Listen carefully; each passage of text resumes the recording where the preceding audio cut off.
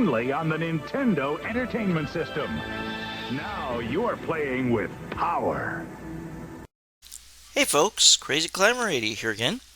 And this time we're going to look at game number 12 in R20 from the Nintendo Entertainment System series. This is part of the fabled Castlevania series. This is the third game in the series. And this introduced some cool new concepts like being able to switch to a different character during gameplay. And this is Castlevania 3 Dracula's Curse. This might take a while to warm up to. It kind of did for me. It was too long, too vast, maybe a little too complicated for my taste at first. But once I really sat down and started playing it, I really started to enjoy this game. You start out as Trevor Belmont, the fearless vampire hunter with a vampire whip, and you can meet the characters Grant Danasty, or Danasty, whatever. It's kind of a dumb name, but he is a pirate ghost, and he's a very useful ally. He's pretty weak, but he's got some very cool moves, things he can do. You can also meet Sypha Belnades, and she is a magician. And you can also meet Alucard, the son of Dracula. And you switch to a different character. You can only have one ally at a time. And you press select to change to the ally, and you can do it anytime during gameplay. So if you don't like a boss battle with the character that you've got, you can press select and change back to Trevor, or to the other character. But elements from this game were used in the animated series Castlevania on Netflix. Now this game might take a little while to get used to. It took me a while to get used to, but once I played it a while, then I started to really enjoy it. It's got very good music, very good gameplay, some interesting gameplay elements. There is a password system, and you can pick up where you left off if you decided to not play anymore. But you can also go to opening and put in a password. Now a this isn't a password, this is just a name, but a very helpful name is called Help Me. 2 words. So go forward or put a space between help and me. This will start you out with a total of 10 lives. But you will start out as Trevor Belmont. There are multiple paths you can go through in this game. You get 10 extra lives. See where it says P at the top right? That's 10 lives. You will start out at block 1-1. But the further you get in the game, there will be other paths that will open up, and you can choose to go this way or to go that way. And that'll determine the direction that you take to try to get to the end where you battle Dracula. The music in this is really good. Some of the music tracks are kind of remixes of Castlevania, or maybe the second game, Castlevania 2 Simon's Quest.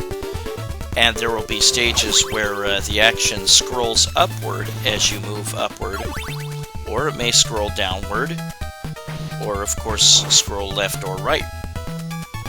And sometimes there will be stages, sometimes there will be stages that force the action, and if you don't get a move on, you will get killed. as a lot of Castlevania players will know, the holy water, the sub-weapon that I picked up, is great for the first game.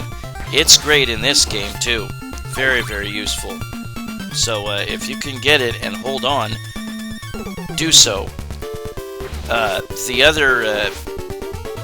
other power-ups from the first, or sub-weapons from the first Castlevania game are in this. There's the boomerang, there's the crappy dagger, there's the axe, and there's the stopwatch. The stopwatch is really not very good in this game. It does not stop any bosses, I don't think. There will be some platforms that if you fall on them or jump on them, then they will rotate and you will drop down. And sometimes they will rotate over an abyss and you'll fall in and die. Whoops. There's those legendary Medusa heads. See that board or that platform rotated. If you are on it and it's rotating, wail on the jump and jump away, and you might be able to get off it in time. Now these guys kind of take the place of the ghosts in the first Castlevania, and you might be able to line a bunch of them up with one firebomb, or one holy water, or whatever you call it, and get some nice points. There are extra lives given at, I like the firebomb better. There are extra points given, or extra lives given at 20,000, and I'm not sure about the other point values, but there will be one-up icons that you can come across here and there. Sometimes you'll see candles that are a little bit out of your way, and other characters might be able to collect them with their special abilities. And there's the stupid hunchback from the first game, and there's also breakable blocks that you can destroy with your whip and get energy restoring food.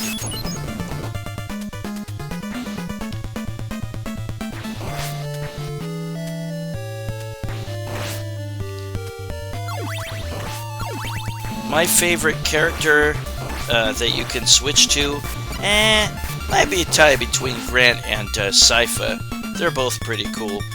Alucard sucks, and that's not just because he's the son of Dracula. But he is awful. He has one kind of cool ability. He can transform into a bat, as long as he has hearts. And just like in the first Castlevania, you can collect hearts and get power to use your weapon multiple times. And here is the first boss. And this is a Skeleton King, and he is super easy with the firebomb. Yeah, see, it just repeatedly burns him. And he's dead already. And then you catch the icon there, and they get bonus points for all your time remaining, and for all your hearts remaining as well, just like in the first Castlevania.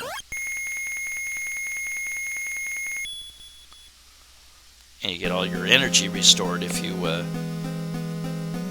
almost out, or had some damage taken. And here is a fork in the road. You get to go up, or you get to go down. I'm going to take the top part. This is block 2. 2-1, and this is the clock tower. This has made an appearance in a lot of different Castlevania games. And as you might guess, if you are a Castlevania fan, there will be Medusa heads flying around in here eventually, trying to knock you off stairs or platforms or whatnot. And if you were guessing, those spikes are an instant kill if you land on them.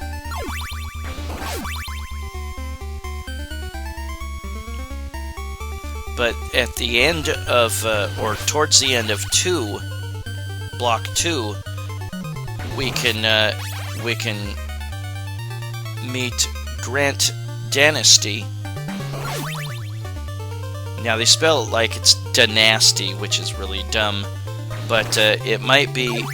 I initially thought maybe it was Dynasty, or supposed to be Dynasty, but it might be Danasty that it was supposed to be, because there's like a city called Danasty, or a town called Danasty in the Castlevania anime.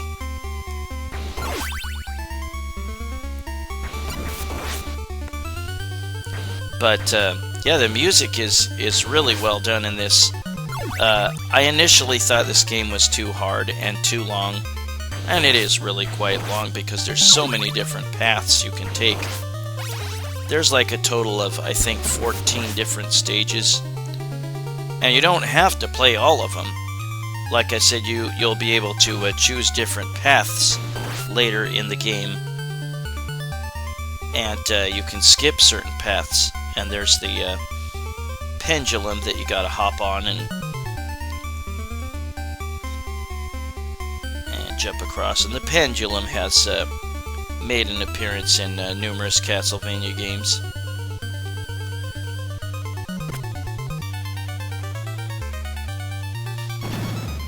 Sometimes the block number will change. It'll go to like 202 and then 203. And now we've got these gears that you gotta walk on. Sometimes you have to time it so you jump off at the right time. If you jump too early, you might hit your head on a block and not be able to jump across properly. There's various skeletons that can attack you with weapons. They might take more than one hit with your whip. And just like in the first Castlevania game, you'll get power-up icons that'll increase the strength of your whip, and you'll only get to max it out at a third power-up. That's as far as it goes. Yeah, I always hated those stupid Medusa heads. They're really annoying. This video, I apologize, it will be really long because I'm showing you all the at least snippets of every single stage in this game. So it's going to take quite a while. So grab yourself some popcorn and a soda or whatever and get comfortable. And there is the double. There's the double and the triple icon, and they'll let you throw 2 weapons at once or 3 weapons at once. You can really lay waste to bosses that way. If you slip between those gears, you don't get ground into pieces or something. Ah, crap. You just fall right through them and maybe into the abyss. Ah.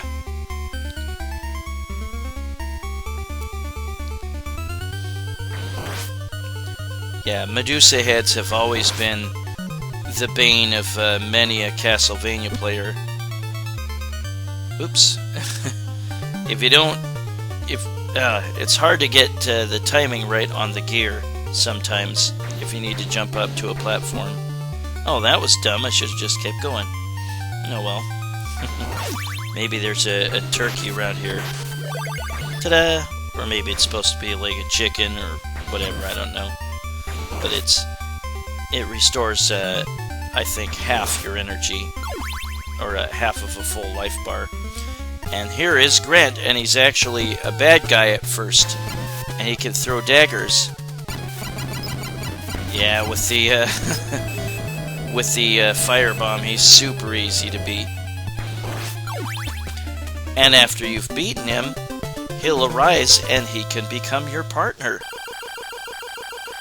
You can only play one character at once, and you can only switch between one character.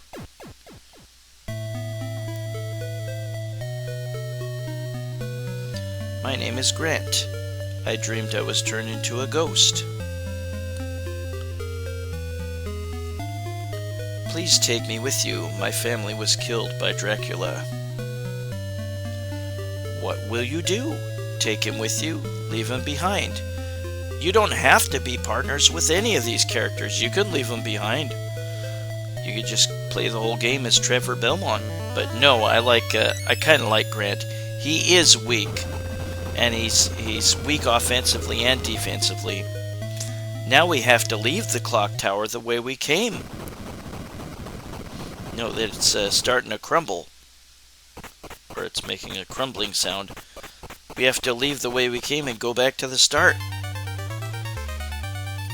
And I'm going to switch over to Grant. I am going to not play my playthrough now. I will just do snippets. But we'll see what Grant can do. He can stick to walls. He can stick to ceilings. But it's really tough to make it work right. You have to move towards the block that you want to scale and hold on to it and push up or down, or jump up to a ceiling and hold up towards it and press left or right. And if you're going around a block on all the edges, you want to hold towards the edge that you're rounding the corner to. It's tough to describe, but it takes a bit of getting used to. But you got to make your way to the end of this area where you started from. And there's a 1-up icon. Grant, with his wall climbing or ceiling climbing abilities, can get some of those candles, destroy those candles that the other characters cannot. And we've made it back to the bottom of the clock tower. There will be some paths that I skip this time around, but we will look at those paths later on. And he's still with Trevor. And we'll skip forward to me playing as Trevor. And again, you can switch back and forth at any time to the one partner that you've chosen. If you meet another partner, you can choose to go with them instead and leave your old partner behind. But you can only have one other partner, and you just press select to switch. And here we face these owls in block 3.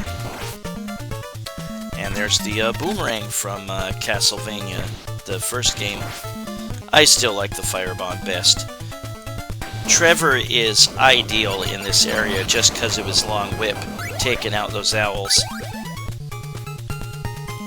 And there's the clock, and like I said before, the clock doesn't really do jack in this game. I mean, it can freeze regular enemies, but it doesn't do anything to any of the bosses, I don't think. Sometimes you can simply go straight, sometimes you can go up, and sometimes you can go down. And this is the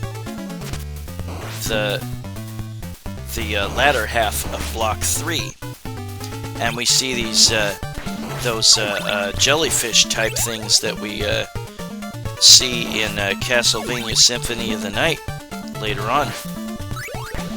And the dagger is absolute crap. And we saw the spiders from Castlevania 2 Simon's Quest. This guy is a Cyclops with a big old sledgehammer. Ah, crap. The best way to beat this guy is with Trevor Belmont. I don't have the fire bombs anymore. Best way is let him go to that statue in the middle and then drop down to that single block and duck and whip his head. Just keep it up and you'll eventually kill him. And after you've killed him, you get the opportunity to choose a second character. And this will be Sypha Belnades. And she was trapped in a statue, or turned to stone, and once you defeat that Cyclops, she is freed, and you can choose to have her as your partner.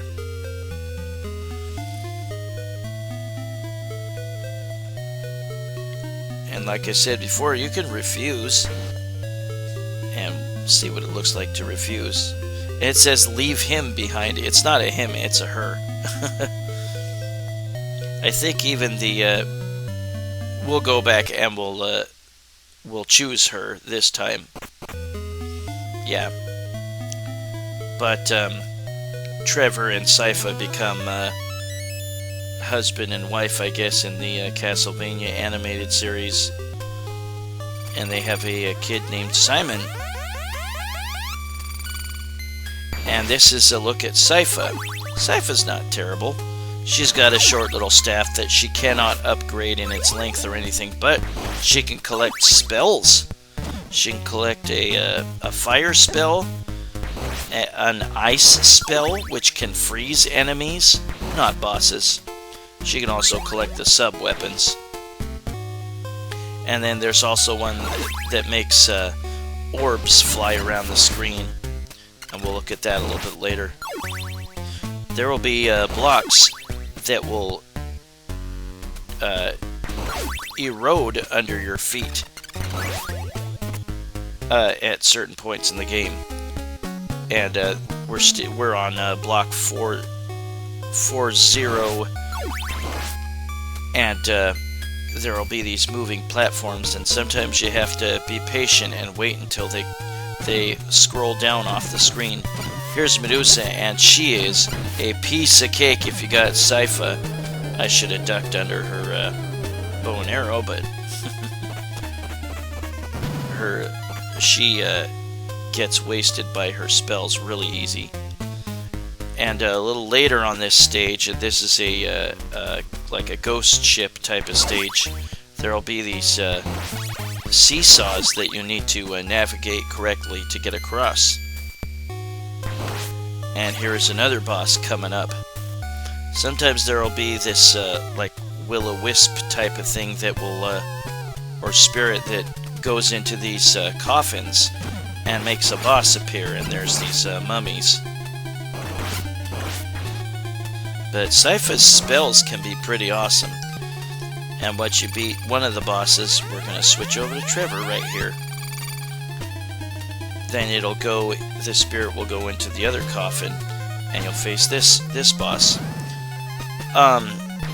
You will have the same amount of energy if you switch to a different character. They will have the same amount of energy as your last character, and the same amount of power-ups.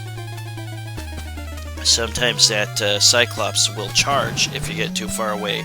But what you want to do is fake him out with a sledgehammer slam, and then turn around and jump and whip his head, because his head is what's vulnerable.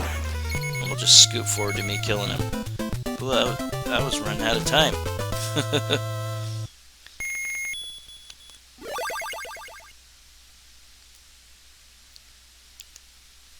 You get a little scene sometimes of you sailing a ship to the next area or whatever.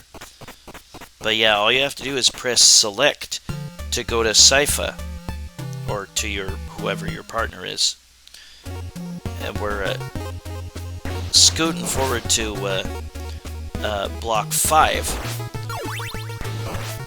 Sometimes there are different blocks.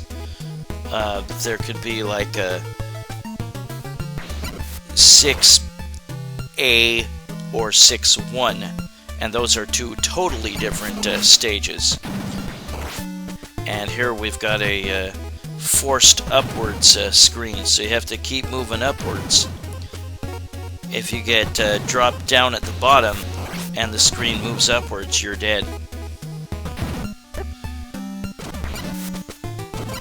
And here Sypha is surrounded by these stupid snake statues, or these snakehead statues. I don't remember what the name for them is. And we've also got these eagles here. I put on invincibility from this point on in the game, I believe. And we've got Frankenstein.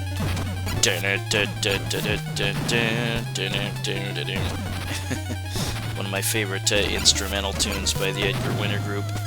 But he makes blocks fall, and he'll also throw a block at you.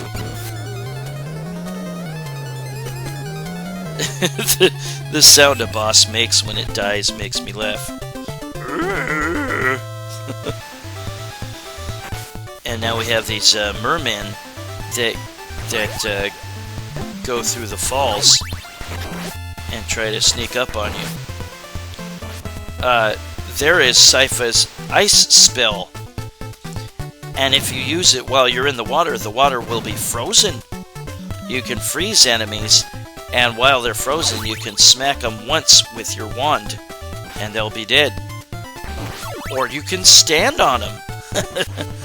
I like Sypha. You can freeze their projectiles, you can freeze the hunchback. Now on this part, this bridge will fall behind you and you need to keep moving. Some of the characters make kind of a funny little sound if they get hit.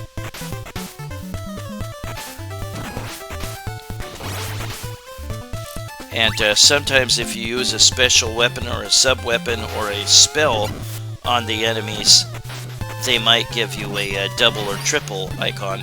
And this boss is a couple of dragons that come out of the water, or sea serpents or something.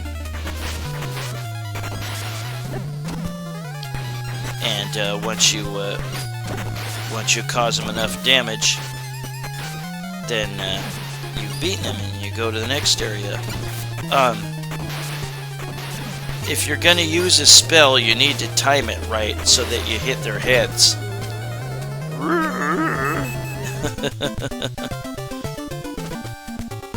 And now here is block 7, and you have more floating platforms that can scroll down through the bottom. Don't move too quickly. It's hard to get the timing right on this seesaw. This seesaw here. There we go. And here's another area that you are forced downwards on these breakable blocks. If the block is breaking and you need time to decide what you're going to do, just keep hopping up and down. It'll break much slower that way. And here's another boss, and this time we have 3 coffins for this spirit or will-o'-the-wisp or whatever it is to choose to open. And we've got the mummies again. And we've got the Cyclops again. Use the platforms to your advantage when you face the Cyclops. Trevor's much better at the Cyclops than the other characters, I think.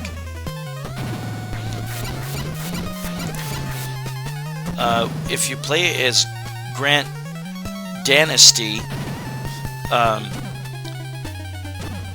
if you crawl on a ceiling or a wall and you have the dagger as a sub-weapon, you can fire them, or you can throw them while you're on the wall or ceiling, which is kind of cool, but of course it will cost you a heart. Now we'll scoot forward to this part. Hey, looks just like the old Castlevania.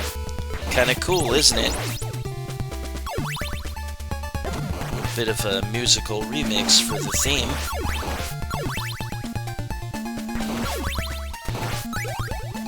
And here is her third spell. And it makes these orbs fly about. This is very useful on some bosses. And we've got another collapsing floor behind me. And here is Death, the boss of Block 8.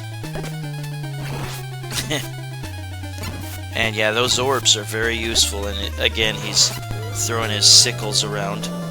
And he has a second form. He's a giant head. Now note that the radius that this head spins around on is pretty wide. And it'll warp through from one edge of the screen to the other. And it'll throw one sickle at you at a time. And it'll boomerang right back at you. But yeah, those orbs are very, very useful. That's a good spell.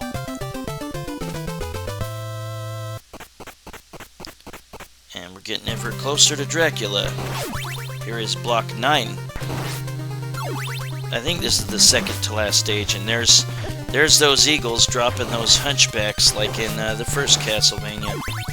I like the nods to the first Castlevania in this game. And there's collapsing spiked platforms which, surprise, surprise, will kill you instantly if they hit you. You can stand on top of the lowering platforms, and you'll need to do that at some point. There's those stupid flying gargoyles we'll see in other Castlevania games. Hope you're having a good weekend. It got a hell of a lot hotter lately outside, and now you get forced upwards. Note those little fuzzy balls. They cannot be destroyed. They'll rotate around on a platform. We'll switch back to Trevor here. And I just pressed paused. I'm not sure why, but oh crap! Yeah, those are those flippable platforms. If you jump on one, jump right back off immediately. Here's another boss, and this is whatever character you're using. This will be your imposter, your doppelganger. And we'll skip forward to the next area, and it's called Block A. This is the last area. And yeah, if you get trapped at the top, you'll get killed. So keep moving downwards. Yeah, keep hopping on those breakable blocks, and you can make them last a lot longer.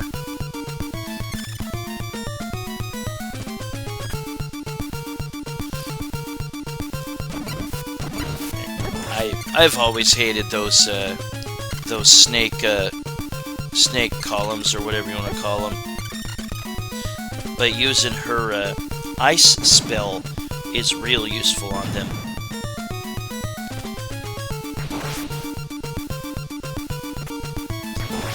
And yeah, there's those spiders from Castlevania 2. More pendulums. Oh, and bats too. Fortunately, they don't hit you very hard.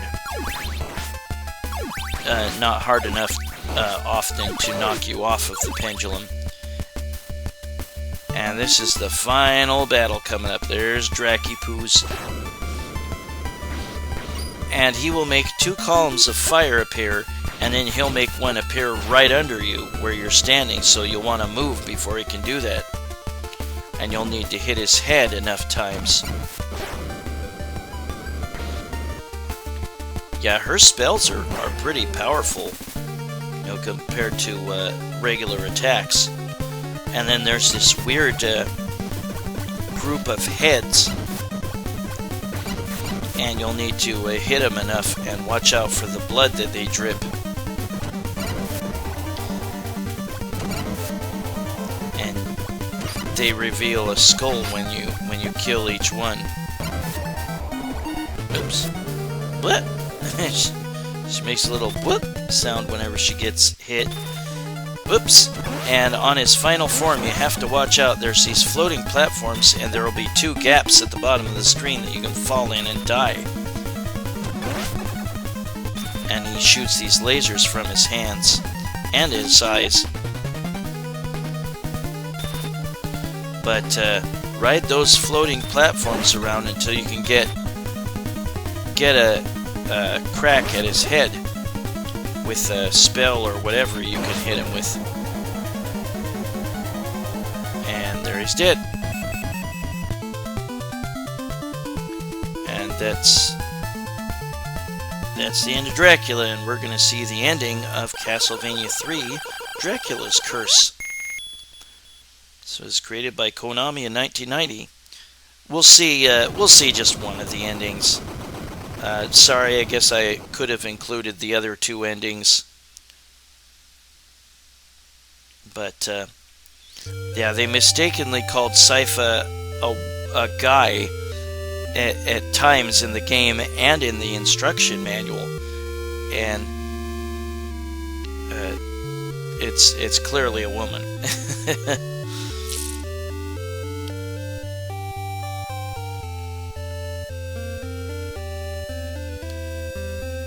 Yeah, they make her I found her very annoying in the animated series of Castlevania.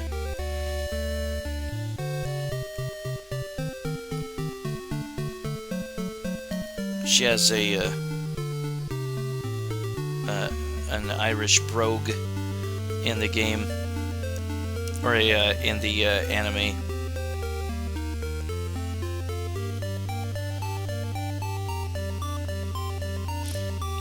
But that was Castlevania 3, Dracula's Curse, and we will see me play as Alucard in a little bit. Yeah, the video's not quite over. There's a lot to this game. It's really worth checking out all the different paths that you can take. But yeah, I like her ice spell. The ice spell will not freeze bosses, to the best of my knowledge.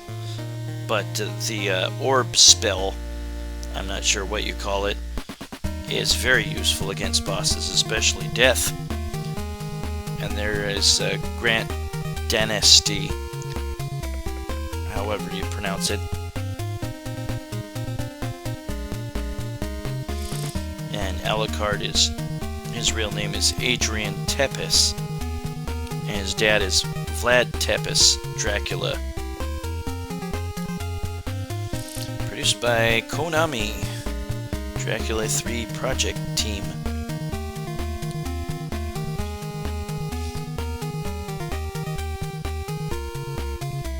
Well, yeah, it says "help me" there. That's the name that you want to put in to start your game, and you'll get 10 extra lives to begin your game. But you need to put a space between the P and the M. They're two separate words. Help me. You don't have to put in a name to start your game. You can simply press start on the controller and you'll just begin your game. The password system, not the name system, but the password system consists of 4 different symbols: a blank, a whip, a cross, and a heart. And that's if you decided not to continue. And you start your game over with increased difficulty.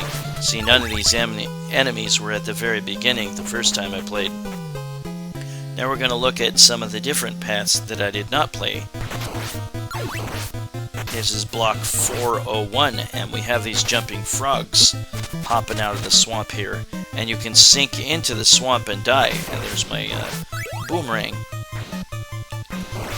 I like the tune here. We've got these mud monsters. I kind of wish that there were hidden treasures that would appear like there were in Castlevania 1. And here's a boss that's a giant bat, and he'll break off into smaller bats as you attack him.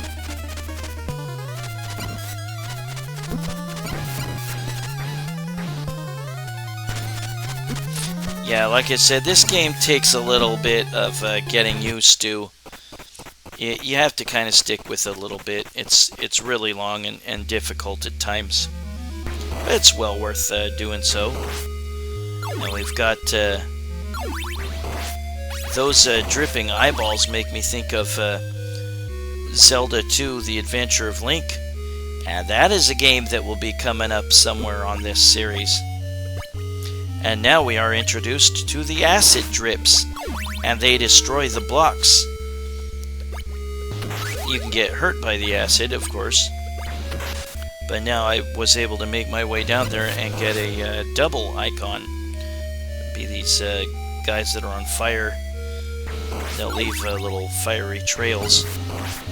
And there'll be these mummy generators. Take the lower path to avoid them, because they are a pain in the butt. And sometimes you just have to be patient with the acid drips, and you will be able to advance once they break away enough area for you to get by. And there's another 1-up icon. Yeah, you cannot destroy those little fuzzballs. Laugh it up, fuzzball.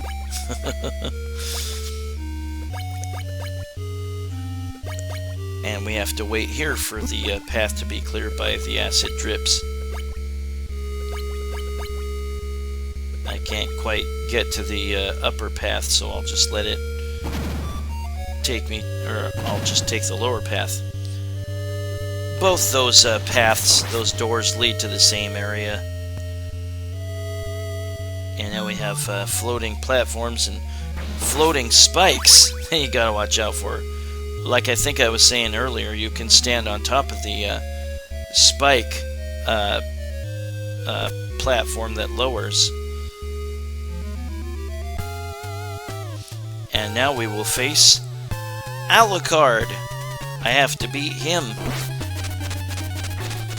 And you just have to whip his head as soon as the bats form, just like his dad in Castlevania 1. And he's quite easy. He's really weak. I was kind of clumsy here. And then after you've beaten him, he'll offer to join you. Now, if you play as the other character, your partner, and you fight one of the other potential partners, they won't join you.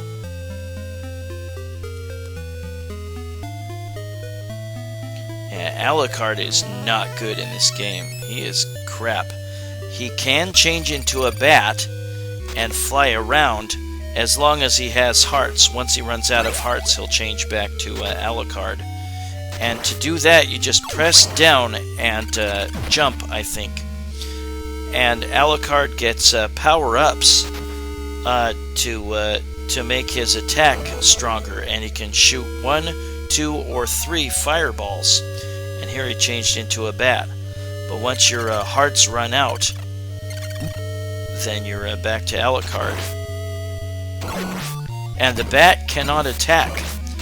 Something that I really hate about Alucard is he cannot attack while he's on the stairs. That is really stupid. All the other characters can. The angle of the fireballs that Alucard shoots can be useful against the bosses, but I still think he's a terrible character. He's a far cry from his starring role in Castlevania Symphony of the Night, which might be my choice for best Castlevania game, period. Although I like 1 and 3 a lot, and I like Curse of Darkness quite a bit for the PS2. Do not jump under those spikes. You will automatically die. And now we have falling bricks. And you have to wait for these to stack up enough to get to certain areas. So you just kind of have to be patient in these areas. Yeah, Alucard cannot attack when he's on the stairs. That is some bullshit. And now we have this Skeleton King, or whatever his name is. And now he has a bone flying around him.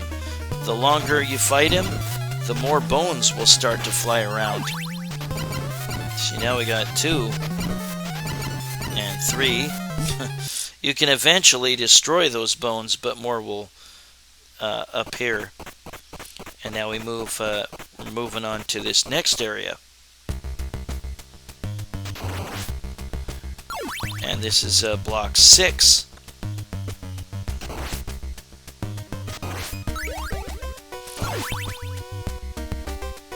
Yeah, Alucard can collect the sub-weapons as well. And we have the merman trying to knock you into the water and kill you. Yeah, there's some really good music in this game. I really like it. Simon's Quest had better music, I'll admit. That music was awesome. I'll mention Simon's Quest in my honorable mentions. And Frankenstein again knocks down some blocks and then throws a single one at you. Yeah, Alucard is super weak. This is block 7 here. This is some of the music I remember best from this game right here, this track. And now we have more acid drips clearing the way for you. And we had some some little pockets where there were hunchbacks waiting to jump on me once they got free. And now here we've got more collapsible bricks as you jump across the water here. And now we've got more acid drips. Yep. Just need to wait until the path is clear to get your way to the door. And now in this area, we've got more falling bricks. And all you have to do is just change into the bat and fly up here. That was easier than having to wait for all those bricks. Got this weird slime thing. And on this part, oh boy, this is tough. You have to really be patient and wait for these blocks to fill in, and the screen will start scrolling upwards. Try not to let the bricks knock you off. And this is one of the hardest parts of the game, is from what I remember. If you screw up and let the bricks push you up too high in the corner, you're stuck. That sucks. You can't fly out of there, because the game will not give you hearts for that stage, because that would be too easy to let you fly out of there as Alucard. And now we got more spiders. Yeah, Alucard is just super weak. I do not like him as a character in this game. Of course, in Symphony of the Night, he was a total badass, especially once he got the Chris Agrim super badass weapon. Sometimes the same platform that you gotta jump onto, you'll have to ride it up and go the upper path to leave that section of the stage.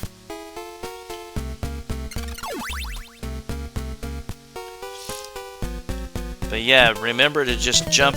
Oh, stupid bat, leave me alone. Ah, go screw yourself. Yeah, this part is super hard. Yeah, trying to make it to that side. You just need to learn timing on these platforms. Wait for them to warp from the bottom to the top sometimes. More platforms that can rotate if you get hit or if you jump onto them. Whoa, jump off! There we go. But I just wanted to show you the remainder of the paths that I did not take. And we see those that particular enemy that I killed in other Castlevania games. And there was also the Axe Knight from Castlevania 1. Now we have a whole bunch of collapsible platforms, and the action is forced upwards. It scrolls upwards. It's not one section at a time that scrolls. And we'll scoot forward to this boss. There's another will-o'-the-wisp or spirit or whatever, freeing enemies from 3 different coffins. There's the mummies again.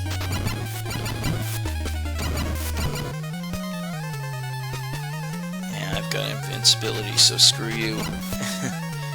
It always takes out the left or opens up the left and then the right and then the middle.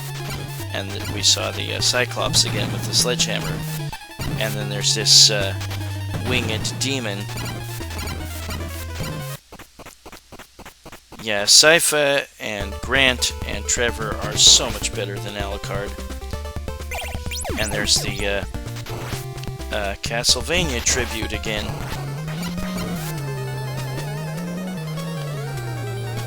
And yeah, Sypha cannot rescue her own character. One character cannot rescue their own character that would normally be rescued after beating that boss.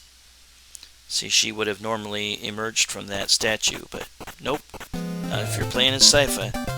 And not if you're playing as someone that's non-Trevor Belmont. See, I would have rescued Grant with Sypha, but it won't work because it's not Trevor. Gotta remember that. Well, now we're going to look at some names that you can put in. Akama will play the hard mode, which is like after playing through the game once. So AKAMA at this screen. Okuda will start you with Alucard as an ally, but you have to switch over to him if you want him. Then Fujimoto will start you with Grant as an ally, but you have to hit select. Urata will start you with Sypha as an ally. A Game Genie code OXEEZZSE, I believe, is invincibility. Very useful. And then, of course, help me with a space or right arrow between help and me gives you 10 lives. Very, very useful names or whatever to put in.